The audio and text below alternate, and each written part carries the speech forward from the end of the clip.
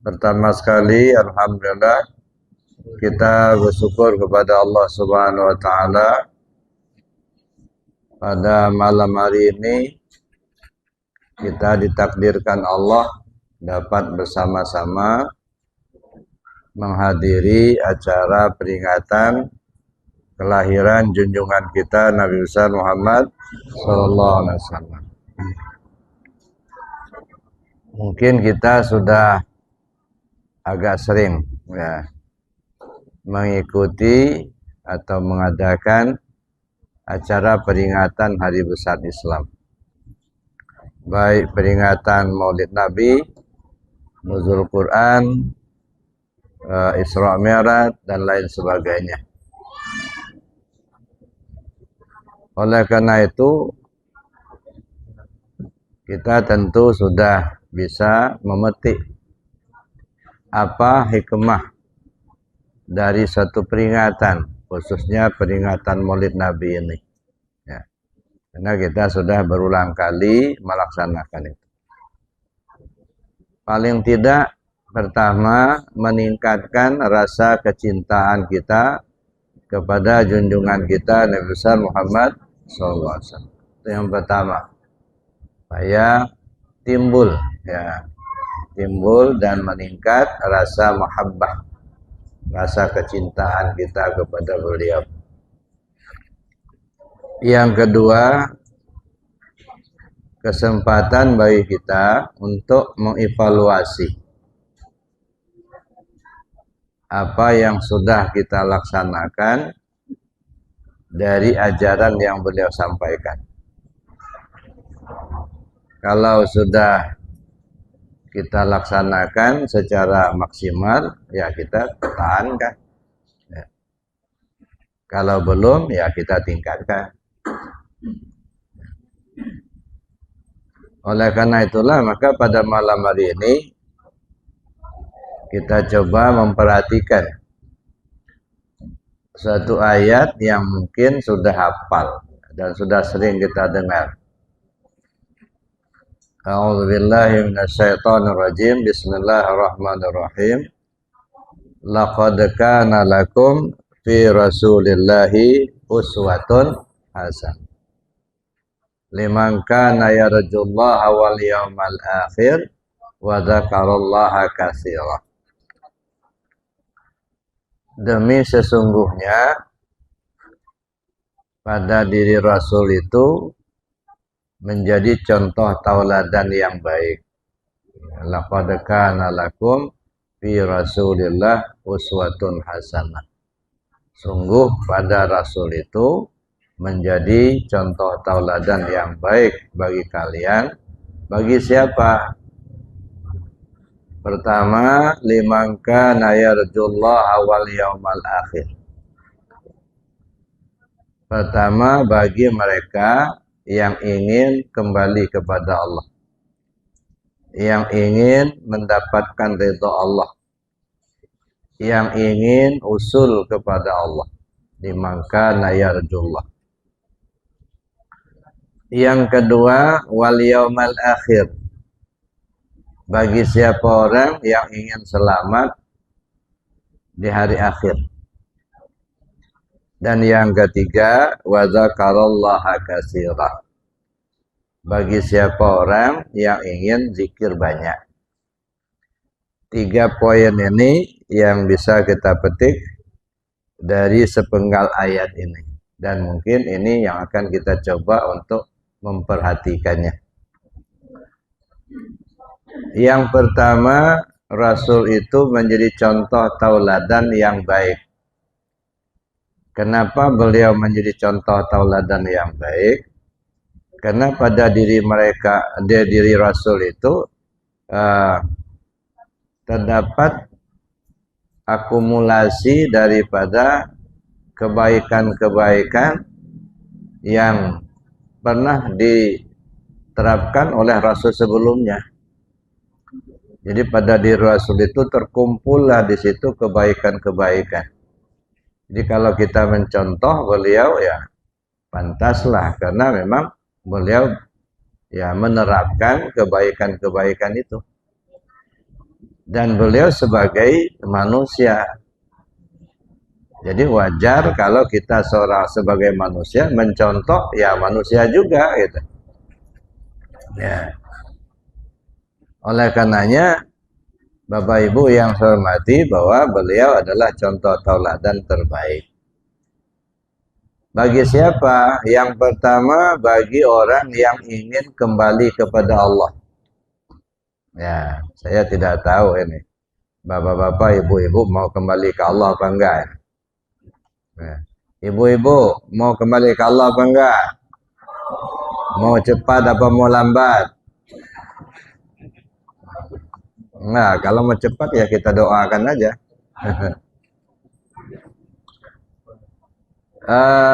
Saya kira semua orang tentu kepingin kembali ke Allah. Karena hanya kembali ke Allah lah yang namanya selamat. Nah, dan semua orang kepingin selamat. Hanya kembali kepada Allah lah kebahagiaan itu kita dapat. Dan semua orang kepingin bahagia. Gitu ya. Makanya sudah pasti sebenarnya semua orang mau kembali kepada Allah. Cuman masalahnya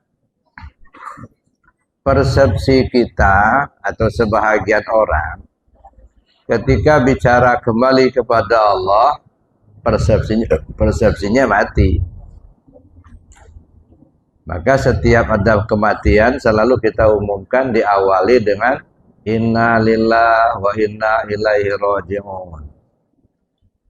Ya, itu selalu kita dengarkan ada pengumuman kematian di masjid diumumkan pasti diawali itu inna lillahi wa inna ilaihi raji'un. Jadi seolah-olah kalau sudah mati ya kembali ke Allah. Ya. Padahal sebenarnya belum tentu orang yang mati itu kembali ke Allah. Ya. Jadi kembali ke Allah itu bukan mati. Justru sebelum kematian itu datang harus kita kembali ke Allah. Ya. Kalau sebelum mati dia tidak kembali ke Allah sampai akhirat nggak bakal balik. Kalau di dunia ini tidak kenal Allah sampai akhirat nggak bakal kenal. Jadi namanya kembali ke Allah itu justru sebelum kematian datang. Ya. Maka kita berusaha semaksimal mungkin supaya bisa kembali ke Allah sebelum ajal kita tiba. Dan masalahnya kembali ke Allah itu caranya bagaimana? Ya, di mana Allah itu? Ini ya. Bagaimana cara kembalinya? Nah, ini masalahnya. Jadi Bapak Ibu yang saya hormati, jelas Nabi SAW mendakwahkan agama ini yang pertama. Menyampaikan, mengajarkan kepada umat untuk bisa kembali ke Allah. Mengenal Allah itu dulu. 13 tahun Nabi berdakwah di kota Mekah itu khusus untuk memperkenalkan tentang Allah. Itu urusan syariat belum itu. Belum ada sholatnya, belum ada puasa, zakat, hajinya. Ya khusus untuk memperkenalkan itu. Ya. Setelah pindah ke Madinah, nah baru syariatnya. Jadi artinya di Madinah itu cuma 10 tahun. Tapi di Mekah 13 tahun. Jadi lama. Nah, ini dulu kenapa kok belum sampai ke syariat? Nah, karena bagaimana mungkin orang akan melaksanakan syariat kalau yang disembahnya itu dia belum tahu gitu. Maka perkenalkan itu dulu. Maka awaludin ma'rifatullah. Awal beragama itu mesti kenal dulu sama Allah. Bagaimana mungkin kita akan menyembah Allah yang kita tidak kenal? Gitu ya. Nah, cuman kita ini kadang-kadang ya yang penting menyembah Allah gitu ya. Nah, siapa Allah yang kita sembah itu kadang kita baru tahu namanya. Siapa yang punya nama kan belum tahu. Maka pengenalan kita kepada Allah itu mungkin nggak sama.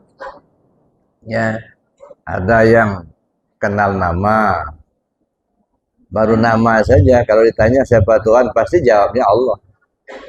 Tapi siapa itu Allah? Nah, mungkin belum sampai sejauh itu. Yang dia tahu nama Tuhan kita, namanya Allah. Siapa yang bernama Allah itu? Nah, itu yang kadang-kadang kita belum sampai ke situ. Ada yang sudah kenal kepada sifatnya. Udah tahu nama, udah tahu sifat. Ada yang sudah tahu sampai kepada af'alnya. Ada yang sudah tahu sampai ke zatnya. Jadi yang perlu kita ketahui tentang Allah itu 4 ini. Zat, sifat, asma, dan af'al. Ya. Saya pernah dulu diundang ceramah ya, di satu komunitas. Ya. Jadi sebelum ceramah itu protokolnya bilang ke saya, ya, ini Pak Ustadz, pengajian kita ini sudah berjalan berapa waktu itu? Sudah 8.899 kali. 8.899 kali. Saya hitung-hitung kalau sudah 8.000 itu 10 tahun lebih itu. Jadi ngajinya saja sudah ngaji 10 tahunan. Beliau tambahkan, ya jamaahnya ya inilah jamaahnya. Cuman alhamdulillah katanya gurunya ganti-ganti. Jadi setiap hari Ahad itu pengajian. Ya, jarang putus. Ya, terus jalan terus setiap hari Minggu pengajian. Sudah berjalan 8.899 kali. Mikir saya. Ini ngajinya udah lama nih, sudah 10 tahun ngajinya. Pikiran saya udah melotok kering lah urusan agamanya nih. Ya saya bilang, apa yang mau kita kaji ini? Udah 10 tahun ngaji, ya pasti sudah tahu banyak tentang agama. Saya bilang, ya kita mau ngaji yang rendah-rendah saja. Bapak Ibu, saya bilang waktu itu, saya mau tanya, rukun sholat ada berapa? Baru mulai rukun sholat. Dia nggak jawab. Udah saya tunggu berapa kali tanya, baru menjawab 1. 20 Pak. Rukun sholat 20. Saya bilang kalau 20 udah tarawih. Nah, tarawih 20 rakaat. Ya. Ada lagi yang ngejawab 6 Pak. Kalau 6 rukun iman. Ya. Mikir saya. Orang ngaji 10 tahun rukun salat saja nggak jelas. Kira-kira yang dikaji itu apa? Makanya saya nggak usah sebutkan di mana tempatnya, nggak usah. Karena bukan kita untuk menjelekkan orang. Ini pelajaran. Ya. Saya tanya lagi. Bapak Ibu, tadi kita sholat. Ya. Ingat Allah nggak ketika sholat? Ingat katanya. Katanya lagi, apanya Allah yang diingat? Nah, mulai agak diam. Katanya ingat Allah. Nah, terus apanya Allah yang diingat? Namanya. Nama itu Allah apa bukan? Nah, itu nama Allahnya. Tulisan alif lam lam ha, nama. Yang disuruh ingat nama apa ingat yang punya nama? 2 ya. Jadi Bapak Ibu yang saya hormati, artinya ketika kita bicara tentang tauhid, saya kira ini yang utama ya. Zaman sekarang ini saya kira yang perlu betul untuk didalami itu tauhidnya itu. Ya. Kalau masalah syariatnya, alhamdulillah lah. Udah berkembang. Tiap pengajian urusan syariat kita bongkar. dosa, pahala, surga, neraka, halal, haram, sah, batal. Itu syariat melulu itu. Itu hampir setiap pengajian itu yang dibicarakan. Sah, batal, halal, haram, dosa, pahala, surga, neraka. Tapi yang satu ini, yang tauhid ini yang agak kurang banyak kita dengar. Padahal ini yang pokok tauhid itu. La yasihul ibadah illa bima'rifatil ma'bud. Tidak sah ibadah tanpa mengenal siapa yang dia sembah. Nyembah Allah, Allah yang kita sembah kita nggak kenal. Bagaimana kita akan nyembahnya? Ya. Ada orang ya pulang ngaji malam-malam, jalan kaki. Nah lalu ada orang yang ketemu di perjalanan, dikasih tahu, Bu mau kemana Bu? Mau pulang. Dari mana? Dari ngaji.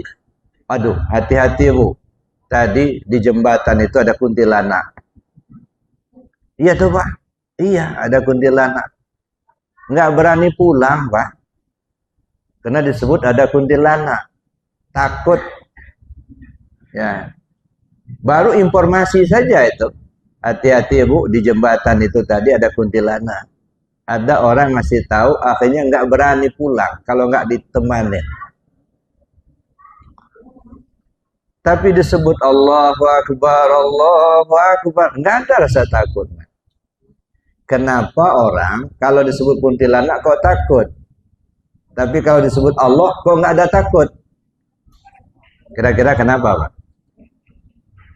Karena lebih kenal dia sama kuntilanak ketimbang sama Allah. Kalau kuntilanak kenal betul dia. Tapi kalau sama Allah enggak. Makanya kalaupun dipekik-pekikkan azan hayya 'alas shalah, mendengar tapi enggak tergerak hati itu mau melaksanakan sholat itu. Ya, karena yang didengarnya cuma suara orang azan, dia enggak paham yang manggil itu Allah gitu.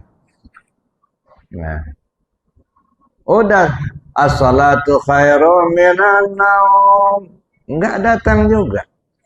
Pernah Bapak Ibu saya bawa jamaah ya ziarah, ya, mampirlah ke satu tempat sholat subuh. Masjidnya bagus, ya kayak gini lah bagus masjidnya. Di tengah-tengah kampung sekitar itu penuh rumah semua. Nah kebetulan memang waktu subuh mampirlah kita. Masjidnya besar, bagus, rumah banyak. Yang datang cuma 2 orang. Ya. 2 orang kampung situ yang datang sholat subuh. Untung kita ada 2 bis agak ramai juga jadinya. Mikir saya, gitu ya. Masjid sebegah ini didirikan di tengah kampung, kok sholat subuhnya cuma 2 orang? Kemana yang lainnya? Nah, ini Bapak Ibu yang saya hormati ya. Ini yang perlu kita renungkan. Makanya dulu ada cerita, entah guyon, entah bagaimana nggak tahu. Ada orang muazzin, setiap dia azan subuh nggak ada yang datang. Tunggu nggak datang. Ujung-ujungnya dia sholat sendirian. Ya, dia yang imam, dia yang makmum. Sudah sering kali seperti itu, kesel juga si muazzin tadi. Azan dia jam 10 pagi azan dia. Berduyun-duyun orang datang, gila lo katanya. Zuhurnya belum, subuh dah lewat, kok kamu azan jam 10? Banyak orang datang. Kata si muazzin tadi, Pak sabar dulu Pak. Yang gila siapa? Saya apa bapak-bapak? Saya azan subuh bapak nggak datang. Azan jam 10 baru datang katanya. Nah, ini. Jadi Bapak Ibu yang saya hormati, nah ini saya pikir yang perlu kita ya tingkatkan pemahaman tauhid kita. Saya itu yang pokok. Ya. Ada suatu ungkapan-ungkapan bahkan di tempat kita di Lampung ini, Bapak Ibu, saya pernah mendengar ya. Kebetulan lagi nyetir itu, saya buka radio. Ya. Ada ngumbai lawok. Ya. Jadi ngumbai lawok itu ya, mereka zikir, makan bersama di pantai, gitu ya. Nah, saya pikir baguslah, tanda bersyukur kepada Allah karena tangkapan nelayannya bagus, banyak, gitu ya. Mereka bersyukur kepada Allah, maka mereka lakukan ya riungan lah, tapi di pantai, ya, melaksanakan amaliyah zikir. Setelah selesai, kemudian mereka makan bersama, gitu ya. Nah, sebelum di samping bapaknya beramal zikir, ibu-ibunya sibuk masak, motong sapi. Nah, sejauh ini saya pikir nggak masalah, namanya orang syukuran. Tapi di mana letak masalahnya? Selesai zikir, selesai makan, rame-rame bawa sampan ke tengah laut, membawa kepala kerbau yang sudah didandan-dandan sedemikian rupa, dipersembahkan sama penghuni laut. Nah, yang begini-begini ini saya pikir dihentikan sajalah. Ya, kalau zikirnya jojong, syukurannya jojong, makan bersama bagus. Nah, yang satu itu bertentang dengan akidah. Itu satu, ya. Ada lagi ngombai kebun. Ya, saya masih ingat tahun 70-an dulu di kampung itu ya musim cengkeh. Ya. Setelah selesai panen cengkeh itu melaksanakan ngumbai kebun. Jadi satu wilayah, kalau bahasa di sana namanya satu atau. Jadi atau itu kumpul, motong kerbau, gitu ya, riungan di kebun itu, cari tempat yang datar. Jadi semua orang yang punya kebun di wilayah itu ngumpul di situ.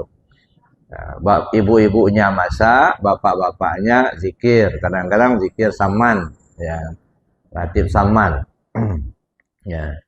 Saya pikir nggak seperti itu nggak masalah.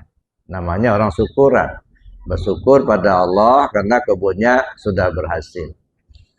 Di mana letak masalahnya? Ya, ketika menyembelih kerbau itu, masing-masing yang punya kebun itu sudah membawa anyaman daun enau. Jadi daun enau yang masih muda, ya kalau di kelapa yang mau jadi bikin ketupat gitu ya, yang masih muda itu dianyam sedemikian rupa. Lalu ketika nyembelih kerbau itu, daun enau yang sudah dianyam itu dilumuri dengan darah kerbau itu. Lumuri dengan darah kerbau.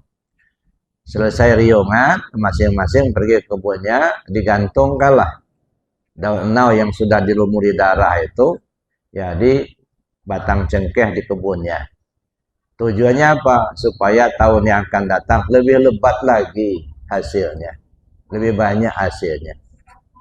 Nah, yang begini-begini saya pikir ditinggalkan sajalah. Tapi riungan, makan bersama, zikir, ratib saman itu lanjut. Itu ya, ngombe kebun. Nah, yang satu itu. Jadi artinya ada budaya-budaya daerah yang kira-kira bertentangan dengan akidah itu harus kita tinggalkan. Jangan sampai kita terkena isu. Ini kan budaya daerah, bukan ajaran agama. Nggak bisa. Budaya apapun, kalau sudah bertentangan dengan akidah, harus ditinggalkan. Apakah itu sifatnya ilmu, apakah sifatnya perbuatan, budaya. Kalau sudah bertentangan akidah, harus tinggalkan. Kalau boleh budaya diteruskan walaupun bertentangan akidah, tentu patung-patung, ya berhala-berhala, di zaman Nabi itu dibiarin sama Rasul. Tapi enggak, dimusnahkan semua. 360 berhala yang bergelantungan di Ka'bah dibuang semua sama Rasul. Nah, ini itu kita cari, Bapak. Dan masih ada di daerah kita, di di daerah kita ini hal-hal seperti itu, gitu ya. Kenapa bisa terjadi? Akidah tadi, akidah yang kurang. Ada lagi sekarang ini, ya maaf ini Bapak Ibu, salam. Kadang-kadang salam agama itu dikumpulin semua. Udah assalamualaikum, sudah selamat sejahtera, om santi santi om, apalagi lah. Ya. Ujung tabi pun tabi. Itu salam daerah. Gitu ya. Saya pikir nggak cukup tah assalamualaikum warahmatullahi wabarakatuh. Kok harus digabung semuanya begitu? Gitu. Nah. Itu kan salam orang agama lain. Biar saja mereka menyampaikan salam cara mereka. Kita nggak usah ikut-ikutan. Ya, ada yang mereka nyampaikan om santi santi, silakan, kita juga jangan protes. Itulah cara mereka. Cuman kita jangan ikut-ikutan.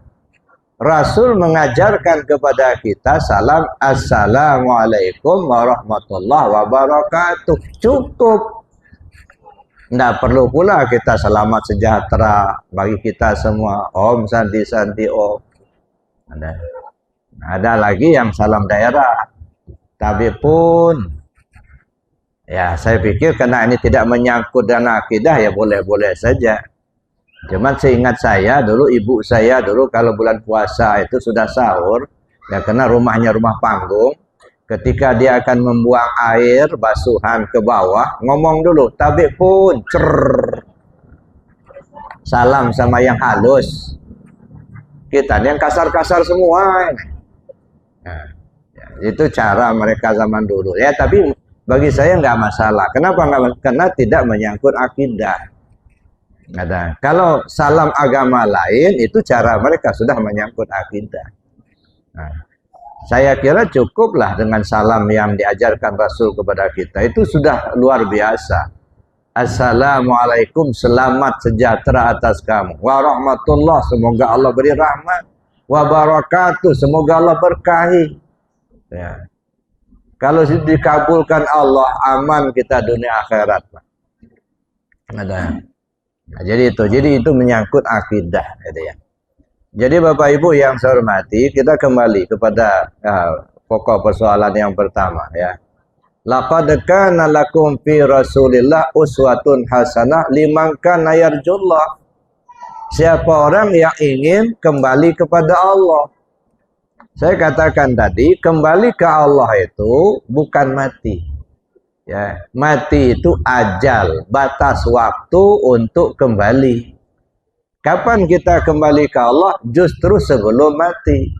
Nah, pertanyaan berikutnya, yang mau kembali ke Allah itu yang mananya? Apanya diri kita yang harus kembali ke Allah? Bapak Ibu, karena diri kita ini ada 4 lapis, ya, diri semua kita ini kan 4 lapis, kan? Ada tubuh, ada hati, ada nyawa, ada rahasia diri. Ya, semua kita punya itu, ya, ada tubuh, ada hati, ada nyawa, ada rahasia diri. Nah, inilah yang akan kembali ke Allah itu. Tubuh kembali ke Allah, hati kembali ke Allah, nyawa kembali ke Allah, rahasia diri kembali ke Allah. Tubuh kembali ke Allah, apa maksudnya? Aktivitas kita dalam kehidupan keseharian mengacu kepada aturan Allah dan Rasul. Yang perintah kita kerjakan, yang larangan kita tinggalkan, yang halal ambil, yang haram buang. Kalau itu kita sudah lakoni dalam kehidupan kita, itu namanya tubuh yang sudah kembali ke Allah. Satu, berhasil kita satu. Ya, nah, tinggal pertahankan saja. Nah, kalau ini sudah selesai, sudah berhasil, ini yang disebut dengan orang tua syariat dulu, gitu ya. Selesaikan syariat dulu, maksudnya ya lakoni dululah aturan-aturan lahiriah. Yang halal ambil, yang haram buang, perintah laksanakan, larangan tinggalkan. Kalau itu sudah masuk ke lapis kedua, hati kembali ke Allah. Ya. Ini tubuh saja belum kembali ke Allah, kerjanya maling, judi, sholat enggak, mau membenahi hati enggak bisa. Ya, selesaikan dulu yang pertama ini. Kalau ini sudah masuk ke lapis kedua, benahi hati. Ya, benahi hati kita ini. Ya. Kalau hati kembali ke Allah, itu artinya apa? hati itu tidak lagi tersangkut dengan apa dan siapa kecuali hanya kepada Allah saja. Nggak nyangkut lagi. Kita ini kan kadang-kadang nyangkut, Pak. Ya, kalau orang ya tidak memuji kita tersinggung. Ada ya. Kalau kita ngasih nggak di ucapan terima kasih tersinggung. Nah, iri, dengki itu masih kotor. Belum bersih. Nah, hati memanage hati itu pakai apa? Pakai ilmu tarekat. Jadi belajar tarekat itu sebenarnya belajar kita membersihkan hati. Karena belajar tarekat itu belajar zikir. Belajar zikir itu belajar membersihkan hati. Ya, atau ibaratnya belajar kita menempuh perjalanan menuju Allah.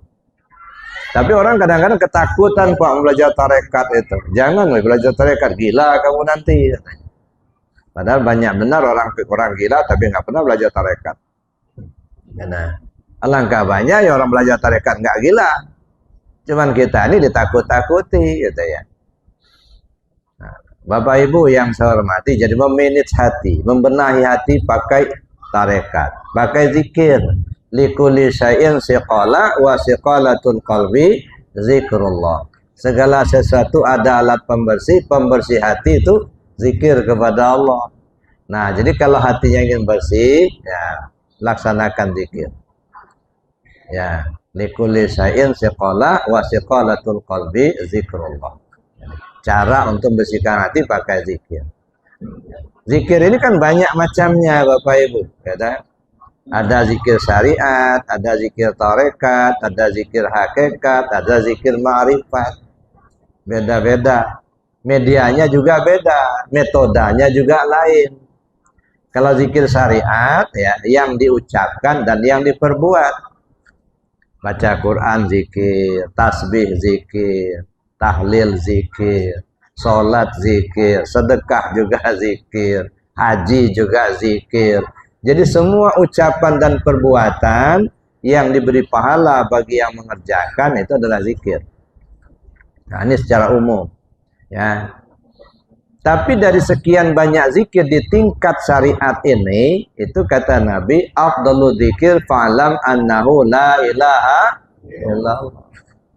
Nah, ini kalimat zikir yang teragung, la ilaha illallah. Bahkan Nabi mengatakan, afdalu ma qultu ana wan nabiyuna min qabli la ilaha illallah. Kalimat teragung yang pernah kusampaikan dan disampaikan oleh Nabi sebelum aku itu adalah la ilaha illallah. Maka sering kita sebut kalau riungan, afdalu dzikir fa'lam annahu la ilaha illallah. Cuman kadang-kadang maaf ini Bapak Ibu ya, apa yang diucapkan di awal kadang-kadang nggak sesuai dengan pelaksanaan selanjutnya. Ya. Afdalu dzikir fa'lam. Seafdal zikir, ketahuilah bahwa zikir yang afdal itu adalah kalimat la ilaha illallah.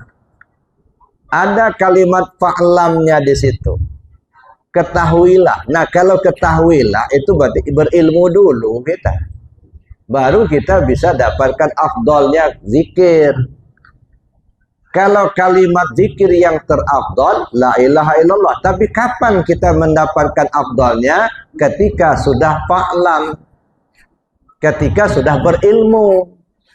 Jadi berilmulah kamu tentang la ilaha illallah.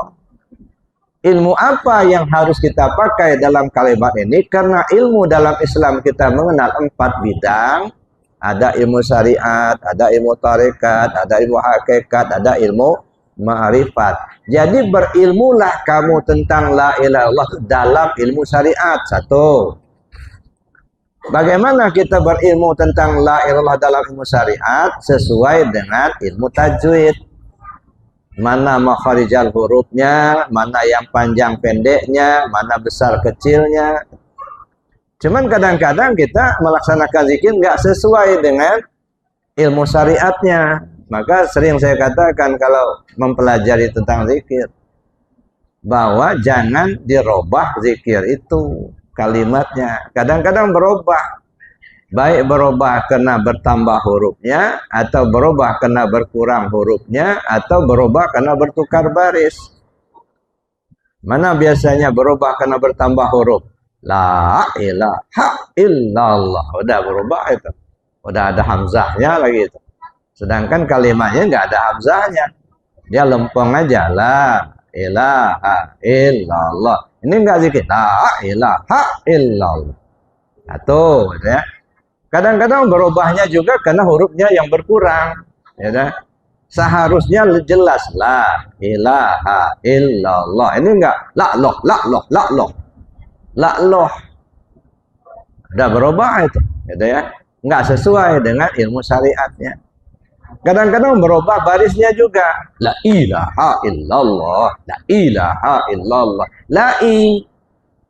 Ini kan lanya panjang. La ilaha illallah. Ini enggak, udah keluar urat lehernya. La'i juga. La ilaha illallah. Ini enggak sesuai dengan ilmu syariat. Makanya afdalu dzikir fa'lam annahu la ilaha illallah. Jadi fa'lam itu ketahuilah. Nah, ketahuilah itu artinya berilmulah. Baru dapat afdalnya. Itu satu. Yang kedua, berilmulah tentang la ilaha illallah itu dalam ilmu tarekat. Bagaimana dengan ilmu tarekat? Mengucap kalimat itu dengan bersanad. Ya. Jadi bukan hanya sekedar mengamalkan karena kita tahu dari buku atau dengar-dengar, harus dari sanad. Bapak mengamalkan la ilaha illallah itu belajarnya dari mana?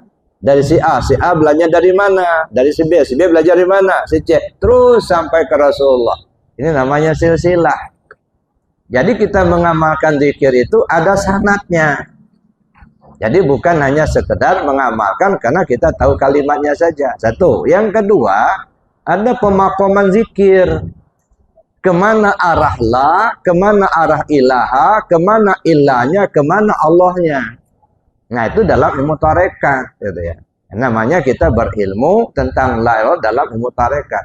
Lanjut ke ilmu hakikat. Apa isinya? Kalau la ilaha illallah itu mah bahasa Arab.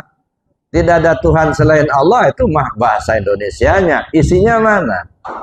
Mana isi kalimat la ilaha illallah itu? Nah, itu dibongkar. Ya. Apa isinya? Kaitannya dengan diri kita itu sendiri. Nah, lanjut kepada ilmu ma'rifat, pengenalan kita kepada Allah melalui kajian diri kita. Ternyata la ilaha illallah itu adalah menunjukkan diri kita sendiri. La ilaha illa Allah. Ya, dah? Makanya di diri kita ada tubuh, ada hati, ada nyawa, ada rahasia. Nah, bagaimana kita memahami itu kajian dalam ilmu ma'rifat? Nah, baru kita dapat afdolnya. Kalau tidak, cuma hanya kalimatnya yang afdol, tapi kita belum mendapatkan afdolnya. Nah, sering kita sebut afdalu dzikir fa'lam annahu la ilaha illallah. Tapi kita sendiri nggak memahami isinya itu, sehingga kita tidak mendapatkan afdolnya. Jadi Bapak Ibu yang saya hormati, itu yang pertama ya. Dengan kita mempelajari ilmu tarekat. Lalu ilmu hakikat. Ya, yang ingin kembali kepada Allah tuh hati kembali ke Allah. Artinya apa? Terpaut hati hanya kepada Allah. Nggak nyangkut lagi hati itu ke yang lain. Tak tersangkut dengan pujian orang. Tak tersangkut dengan cacian orang. Tak tersangkut dengan makhluk. Tak tersangkut dengan harta. Tak tersangkut dengan jabat. Enggak. Nyangkutnya hati hanya ke Allah gitu. Orang mau senang silakan, benci juga silakan, nggak ada urusan. Kadang-kadang kita nggak mau berzikir karena ya takut dibenci orang. Ya, melakukan sesuatu supaya orang senang sama kita, itu masih tersangkut. Nah, bagaimana hati itu nggak tersangkut? Ketika hati sudah tak tersangkut dengan apa dan siapa, nah baru disebut bersih namanya. Makanya Allah Subhanahu Wa Taala sebutkan di dalam Al-Quran, wa anfiqu mimma razaqnakum min qabli an ya'ti ahadakumul maut. Infakkan apa yang sudah kami kematianmu datang. Infakkan artinya serahkan, kembalikanlah kepadamu itu, kata Allah, serahkan. Kepada siapa diserahkan? Kepada yang berhak menerima. Siapa yang berhak menerima? Karena yang punyanya Allah, ya Allah lah yang berhak menerima. Kembalikan ke Allah. Kita diberi Allah hayat, hayat punya Allah, bukan punya kita. Kita diberi Allah sama pendengaran, pendengaran punya Allah, balikkan sebelum kematian datang. Ini namanya mengembalikan pinjaman. Ya kan? Nah, yang kedua, menghilangkan sangkutan. Ya, la tulhikum amwalukum wala auladukum an dzikrillah. Jangan sampai hartamu dan anakmu membuat kamu lalai ingat kepada Allah. Ya, tersangkut dengan harta, tersangkut dengan anak. Harta itu adalah yang tidak bernyawa, anak yang bernyawa. Ada yang tersangkut dengan yang tidak bernyawa. Misalnya di sini kan disebutkan harta, jabatan, duit, mobil, rumah, kebun. Itu tersangkut, itu yang tidak bernyawa. Yang bernyawa, anak, istri, suami, gitu ya, dan lain sebagainya, paman, misalnya, itu yang bernyawa. Allah kasih tahu, jangan sampai tersangkut hati itu dengan yang tak bernyawa dan yang bernyawa, gitu. La tulhikum amwalukum wala auladukum an dzikrillah. Banyak orang lalai karena lalai zikirnya kepada Allah karena punya harta. Ya.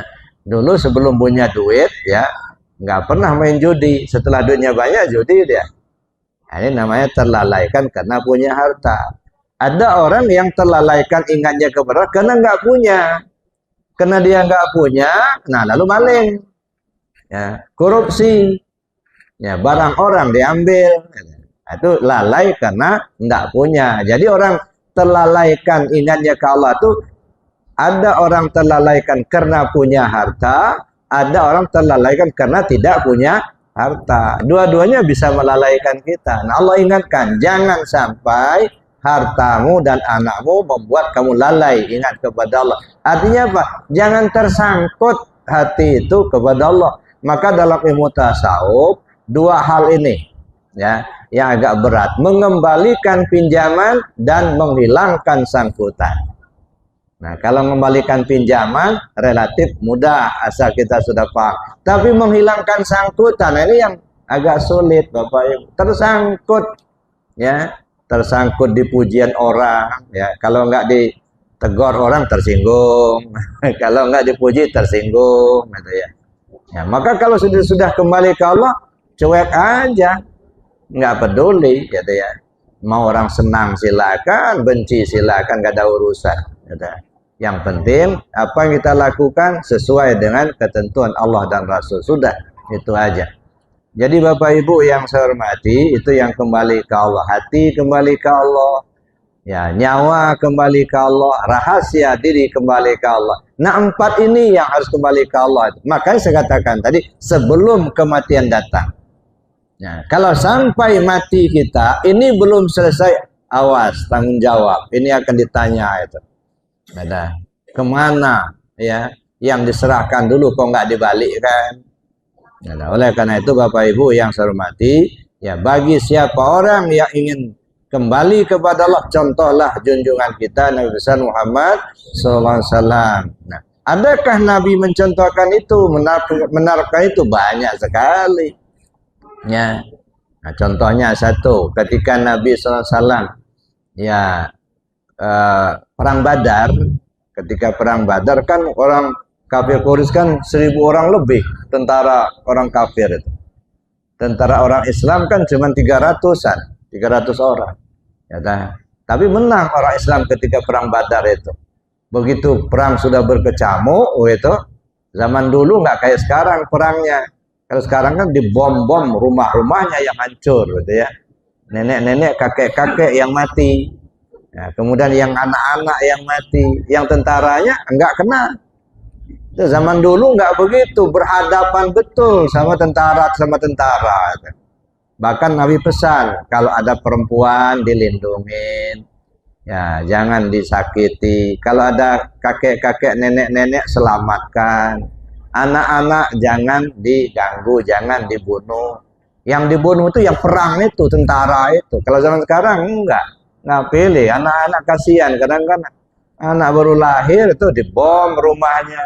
Gitu. Kakek-kakek memang nenek-nenek yang nggak punya kekuatan apa-apa, dibom rumahnya, hancur rumahnya, orangnya mati. Gitu. Kalau zaman dulu enggak. Nah, karena begitu berkecamuk perang, apa yang dilakukan Rasul? Rasul mengambil segenggam pasir, lalu dilemparkannya ke arah musuh.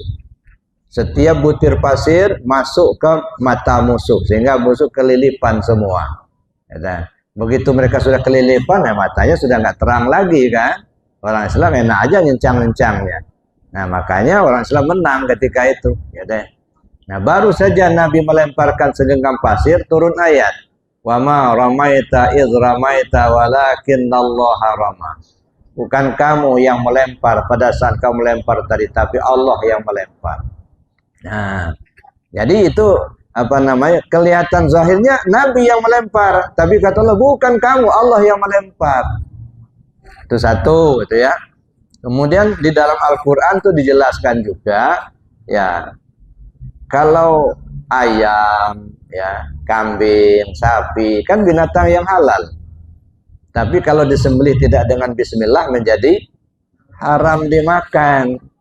Pertanyaannya, di mana letak halal, di mana letak haramnya?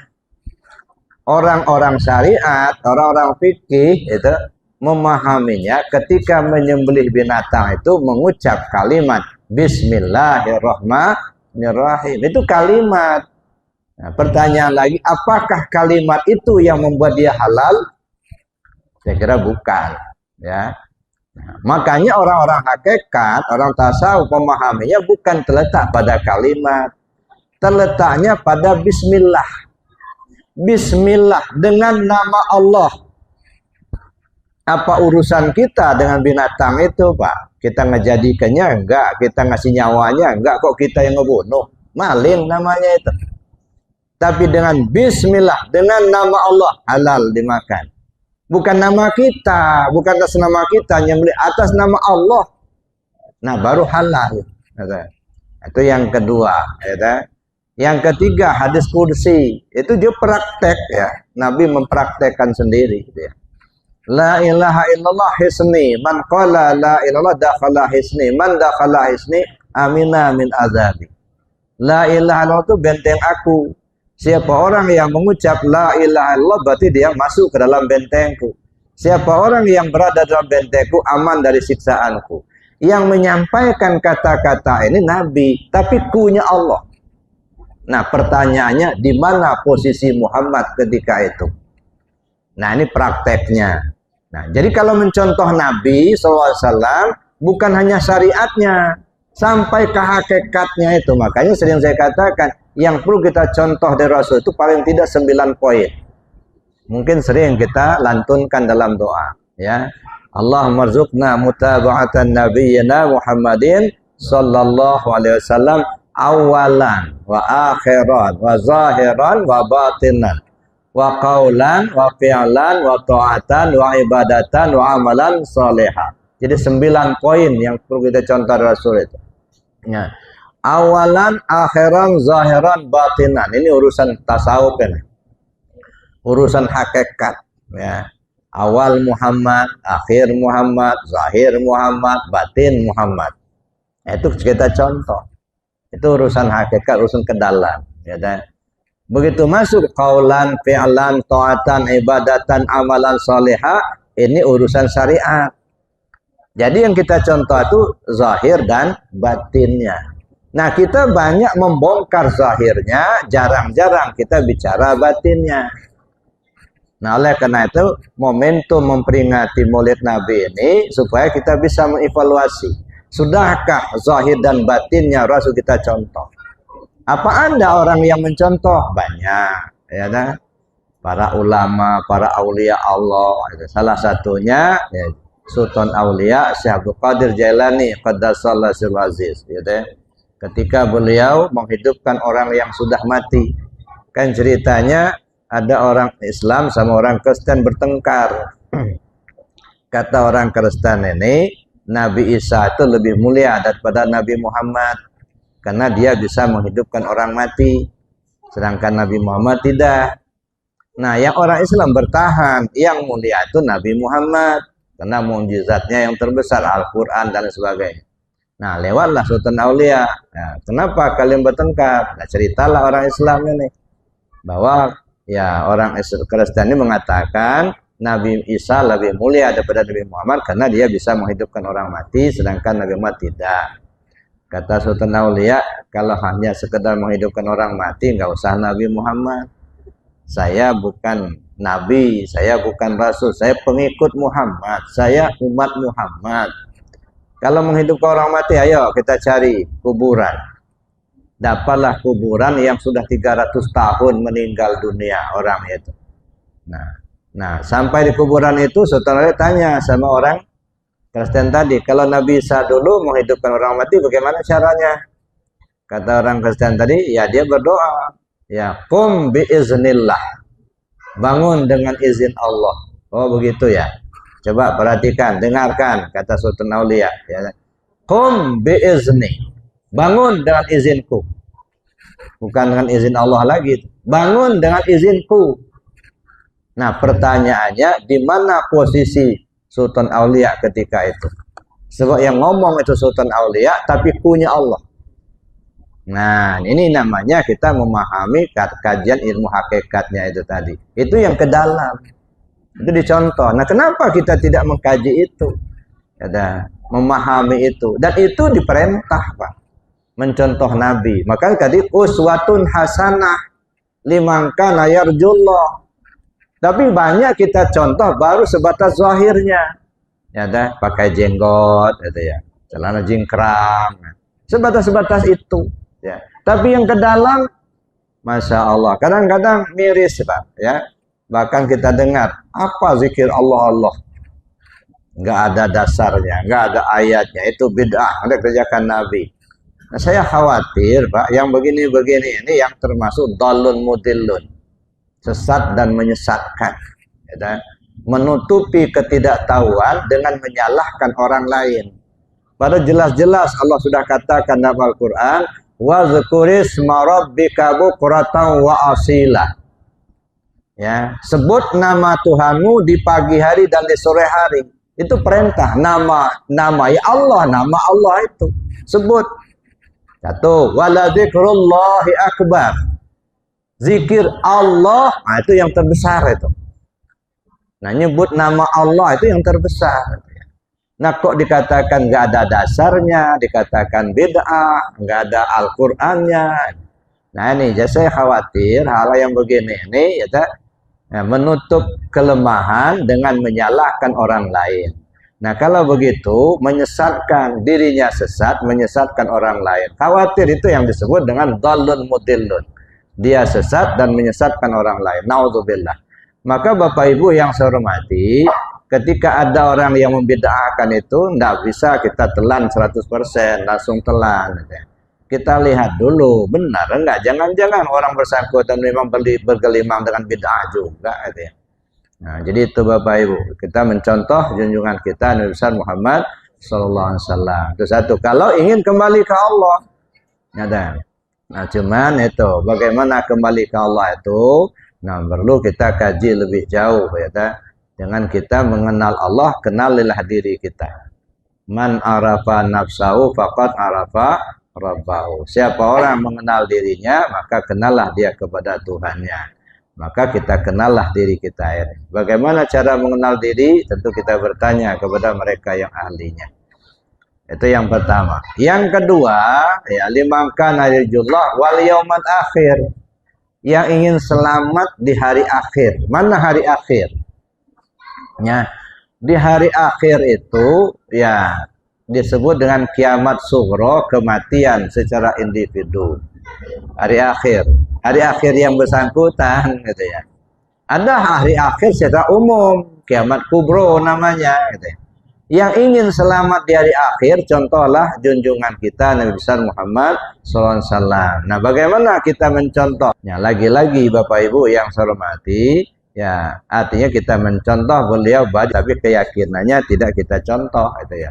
Maka saya bilang tadi dua-duanya syariat dan hakikatnya perlu kita contoh. Di antaranya man qala la ilaha illallah akhiru kalamihi dakhalal jannah. Siapa orang yang akhir kalamnya la ilaha illallah pasti masuk surga. Dakhala itu fi'il madhi dalam istilah sharafnya. Jadi artinya kalau dia fi'il madhi memastikan. Siapa orang yang akhir kalamnya la ilaha illallah maka dia pasti masuk surga. Jangan kita berpikir singkat, oh kalau begitu nggak usah sholat aja lah, nyebut aja la ilallah kalau mau mati masuk surga. Enggak begitu sederhananya.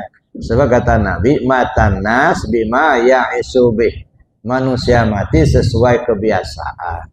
Ini isyarat, artinya kalau kepingin selamat, biasakan dulu nyebut la ilaha illallah sebelum kematian datang. Sebab mati itu sesuai kebiasaan. Kalau lidahnya sudah terbiasa nyebut la ilaha illallah, insya Allah mau meninggal pun dengan kalimat la ilaha illallah. Karena sudah terbiasa. Kalau masa sihat begini, jarang-jarang nyebut la ilaha illallah. Apalagi kalau sudah benci, gitu ya. Khawatir bangga timbul, gitu ya, kalimat itu ketika menjelang ajal itu. Gitu ya. Oleh karena itulah hadis yang mengatakan man qala la ilallah akhir kalami itu isyarat bahwa kita perlu membiasakan lidah kita dulu dalam berzikir la ilaha illallah. Kalau sudah terbiasa, insya Allah dalam kematian dengan la ilaha illallah. Ini ibarat kendaraan, Pak. Maka sering saya sampaikan, sebelum ajal kita datang, mumpung kita masih sehat, perlu kita persiapkan 4 hal. Ya, kalau kita mau selamat pulang ke Allah, pertama pelajari dulu alamat kemana kita pergi sesudah mati. Itu satu. Yang kedua, pelajari rute jalan yang akan dilewati. Yang ketiga, siapkan kendaraan yang akan ditompangi. Dan yang keempat, siapkan bekal yang akan dibawa mati. Nah, kalau 4 ini sudah lengkap, insya Allah selamat, Pak. Tahu alamat kemana kita pergi, tahu rute jalan, gitu ya. Nah, rute jalan ini yang saya sebut itu alam yang kita lewati. Kata orang yang ahlinya, alam yang dilewati orang-orang yang meninggal itu ada 4. Ada alam ruhiyah, ada alam siriyah, ada alam nuriyah, ada alam uluhiyah. Apa ciri-cirinya? Bagaimana sikap kita ketika berada di tempat itu. Nah, kalau sekarang kita nggak ketahui, khawatir di sana nggak akan tahu. Ya kan? 4 ini, mana yang disebut alam ruhiyah, mana yang disebut alam siriyah, mana yang disebut alam nuriyah, mana yang disebut alam uluhiyah. Ciri-cirinya apa? Bagaimana kita bersikap? Nah, makanya diperlukan kita untuk mengkajinya lebih jauh. Ya. Persiapan untuk selamat. Jadi jangan hanya kita mengharapkan selamat, tetapi kita tidak mencari jalan untuk itu. Tarjun najata wa lam tasluk masalikaha inna safinata la tajri 'alal yabisi. Kau mengharapkan satu keberuntungan, keselamatan, tapi jalannya tidak kau tempuh, asal tahu saja. Ya. Kapal itu tidak akan pernah berlayar di atas daratan kering. Ya. Mengharap kepingin selamat, tapi jalannya tidak kita kaji, tidak kita pahami. Khawatir tenggelam di perjalanan. Bapak Ibu yang saya hormati, oleh karena itulah kita persiapkan. Ya. Baik, pertama, tahulah alamat kemana kita pergi. Mana alamatnya? Kembali ke Allah, bukan ke surga. Kita ini kadang-kadang dibuai ke surga, pahala. Maka sering saya katakan, Pak, Bu, saya bilang, kita ini sudah tua-tua. Coba singkirkan dululah dari pikiran kita urusan pahala, urusan surga itu. Nah, kenapa? Sebab urusan pahala itu otomatis. Wa may ya'mal misqala dzarratin khairan yara. Wa may ya'mal misqala dzarratin syarran yara. Asal berbuat baik dapat pahala. Berbuat jahat dapat dosa. Jadi dosa pahala itu otomatis. Karena itu perbanyaklah perbuatan baik, jauh-jauhkan perbuatan jahat. Sudah itu aja, gitu ya. Nah, kalau urusan surga nggak ada jualannya, Pak. Ya, belum tentu juga kita tunggang-tunggi ibadah seumur hidup mau masuk surga, nggak ada jaminan. Ya, kenapa? Karena surga itu hak prerogatif Allah. Ya, nah.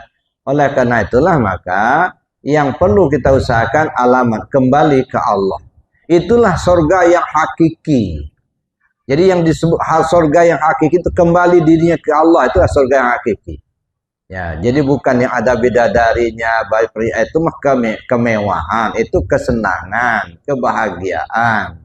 Nah, bagi kebahagiaan makanya surga itu bertingkat. Kenapa?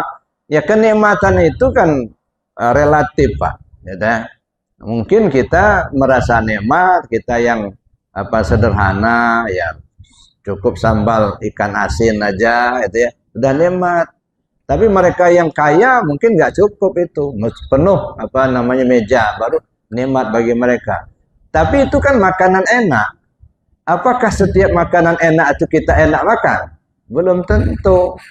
Ada makanan enak bisa kita beli, bisa kita bikin. Tapi enak makan itu nggak bisa dibeli, Pak.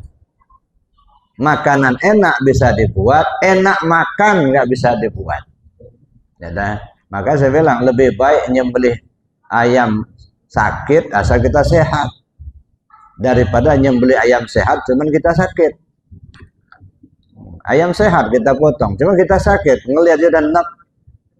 Tapi ayam sakit kita potong, tapi kita sehat, di sop habis 3 piring.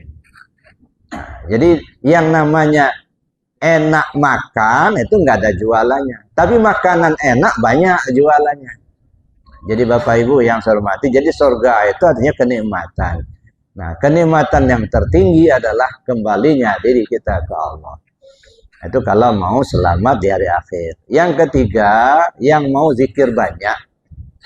Apa maksudnya zikir banyak itu? Ya, bukan ratusan ribu kita zikir, itu masih dikit, itu masih bisa dihitung. Ya, walaupun kita memang disuruh oleh Nabi SAW untuk melaksanakan zikir yang banyak, bilangannya man qala la ilaha illallah sab'ina alfa buri'a minan nar. Siapa orang yang berzikir la ilaha illallah sebanyak 70.000, Allah lepaskan dia dari api neraka. Ini yang disebut dengan mereka yang ahlinya itu zikir ataqah, zikir pembebasan dari api neraka. Maka sebagian ulama-ulama tarekat itu sebelum talqin zikir disuruh dulu selesaikan zikir 100.000 dulu, minimal 70.000, tebus dulu diri itu dari api neraka, ya. Nah, itu zikir 70.000. Siapa orang yang berzikir la ilaha illallah sebanyak 70.000, Allah lepaskan dia dari api neraka. Itu banyak 70.000 itu ya. Tapi itu masih sedikit, Pak. Kenapa masih sedikit? Karena masih bisa dihitung. Nah, zikir banyak itu nggak ada hitungan lagi. Ya. Itu zikir yang banyak. Melihat dia ingat Allah, mendengar ingat Allah, nggak ada hitung-hitungan lagi. Fa innama tuwallu fasama wajhullah. Kemanapun kau menghadap di situ wajah Allah. Nah, itu zikir yang banyak, yang tak terbatas, yang tak bilang lagi. Nah, bagaimana caranya? Tentu kita kenali dulu diri kita supaya kita bisa kembali kepada Allah. Kalau kita sudah mengenalnya, ya kan dapatlah kita zikir yang banyak tadi. Ya, bukan sebutan lagi. Kalau masih la ilallah kan masih nyebut, ya. Allah masih nyebut. Nah, bagaimana supaya tidak ada sebutan? Zikir ma'rifat itu saya bilang, ya tidak ada huruf yang akan disusun, tiada kata yang akan dirangkai, tiada kalimat yang akan disebut. Nah, jadi kalau sudah begitu ya zikir banyak lah itu, gitu ya. Nah, kalau kepingin zikir banyak, contohlah junjungan kita Nabi besar Muhammad SAW. Mudah-mudahan momentum peringatan Maulid Nabi ini bisa kita mengevaluasi diri kita. Nah, sehingga ke depan insya Allah akan lebih baik. Gitu. Jadi jangan hanya sekedar seremonial, datang waktu Hari Besar Islam kita peringati, itu bagus. Cuman maksudnya yang kita dapatkan itu apanya? Nah, itulah karenanya Bapak Ibu yang saya hormati sekali lagi, ya mudah-mudahan dengan peringatan ini akan meningkatkan kualitas kita, diri kita ini, ya sehingga kita dicintai Allah dan dicintai Rasul. Ya. Kata Rasul SAW, ya, man ahabba syai' fahuwa aktsaru zikruh. Siapa orang mencintai sesuatu, maka sesuatu sering disebut-sebut. Nah, kalau kita cinta kepada Allah, tentu Allahnya sering disebut-sebut, maksudnya banyak zikir. Cinta kepada Rasul, nama Rasul sering disebut-sebut, maksudnya banyak sholawat. Ya kan? Jadi karena itu Bapak Ibu yang saya hormati, banyak-banyak kita berzikir dan banyak-banyak kita bersalawat kepada beliau, kepada Rasulullah SAW. Mudah-mudahan kita semua diakui beliau sebagai umatnya. Sehingga pada akhirnya nanti kita mendapatkan syafaat. Walaupun sebenarnya syafaat Rasul itu sekarang, Pak. Kita persepsi kita nanti di akhirat itu syafaat Rasul itu sudah dikasih. Ya. Nah kan syafaat itu kan ada dua. Ada syafaat kubro, ada syafaat sugro. Mana syafaat kubronya? Datangnya Nabi SAW ke dunia ini menyampaikan agama itu syafaat kubro. Itu pertolongan secara menyeluruh. Siapa saja yang mengikuti dan mengamalkannya akan tertolong. Ya, siapa saja, bukan hanya orang Arab, gitu ya. Ini namanya pertolongan secara menyeluruh. Coba kalau Nabi itu nggak turun ke bumi, Pak, nggak nyampe ke agama, mungkin sampai sekarang orang nggak kenal agama, nggak kenal Allah lagi. Ya, kenapa? Karena ajaran yang disampaikan Rasul sebelumnya sudah banyak dirubah. Ya, banyak dirubah. Maka datang Nabi SAW meluruskan kembali. Ya, mana yang sudah dirubah diluruskan. Gitu ya. Mana yang belum disampaikan, disampaikan. Maka Nabi SAW itu penyempurna agama Islam yang tadi disampaikan oleh Rasul-Rasul sebelumnya. Gitu ya. Itu syafaat kubro, pertolongan secara menyeluruh. Ada syafaat sugro secara individu. Dengan menekuni apa yang beliau ajarkan, ya kita amalkan dengan yakin, ya, dengan istiqamah, Allah beri ya sesuatu yang lebih dari yang lain. Ada yang jadi wali Allah, gitu ya. Kemudian ada hal-hal yang bisa dia perbuat, gitu ya. Bisa menolong orang banyak, gitu ya. Nah ini pertolongan secara khusus, gitu. Nah secara individu. Nah kalau saja apa yang diajarkan Nabi itu sudah kita terapkan di muka bumi ini, insya Allah tidak merepotkan beliau lagi nanti di akhirat, Pak. Nah, bahkan mungkin kita mendapat izin dari Allah untuk juga menolong beliau untuk membantu menyelamatkan umat ini. Tapi kalau dari sini kita memang nggak kenal, nggak paham, ya terpaksa nanti minta bantuan sama beliau. Sama logikanya begini, kalau kita menunaikan ibadah haji, Pak, ya di Mekah, kalau sudah paham kita dari Bandar Lampung ini, bagaimana cara pakai ihram, bagaimana cara tawafnya, sa'inya, jamarotnya, udah paham, ngerti betul kita, sampai di sana tidak merepotkan pembimbing lagi, Pak. Bahkan bisa kita membantu pembimbing untuk membimbing yang lain, gitu. Kalau memang kita sudah paham dari Bandar Lampung ini. Gitu. Tapi kalau dari sini memang nggak paham, nah di sana diperlukan bantuan dari pembimbing.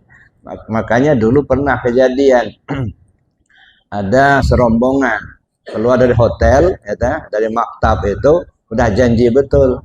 Pokoknya kita satu rombongan ini jangan sampai terpisah. Begitu sampai di Ka'bah, Pak, ya namanya orang banyak, ya, tawaf, hilang satu. Akhirnya nggak ketemu. Nah yang satu tadi bukannya meneruskan tawaf, sibuk cari kawannya. Karena nggak ketemu kawannya, akhirnya dia pulang sendirian ke maktab, ke hotel.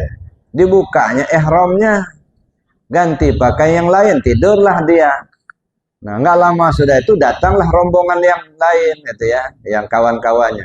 Kamu duluan pulang? Iya dari tadi katanya. Udah selesai tawafnya? Belum katanya. Kenapa belum? Habis saya cari-cari kalian nggak ketemu, saya pulang aja katanya. Nah ini akhirnya pembimbingnya membawa dia ya ke tempat yang lain, nggak untuk mikat lagi, melaksanakan umroh lagi, tawaf lagi. Ini diperlukan bantuan pembimbing karena memang dia nggak ngerti. Tapi kalau sudah ngerti itu nggak menyusahkan pembimbing lagi, gitu. Ya begitu juga masalah syafaat. Kalau sudah di dunia ini kita sudah laksanakan ajaran disampaikan Rasulullah SAW, insya Allah di akhirat tidak merepotkan beliau lagi. Ya, Bahkan mungkin Allah izinkan untuk membantu yang lain. Maka oleh karena itu Bapak Ibu yang saya hormati, sekali lagi dalam momentum peringatan Maulid Nabi ini, mudah-mudahan kita ya diberi Allah petunjuk sehingga kita diberi Allah kemampuan untuk mengikuti sunnah junjungan kita Nabi besar Muhammad sallallahu alaihi wasallam, sehingga kita selamat dunia, selamat akhirat. Amin Allahumma amin. Saya kira demikian saja Bapak Ibu yang dapat saya sampaikan. Terima kasih atas perhatian dan kesabarannya. Mohon maaf atas kekurangannya. Billahi taufiq wa hidayah. Wassalamualaikum warahmatullahi wabarakatuh.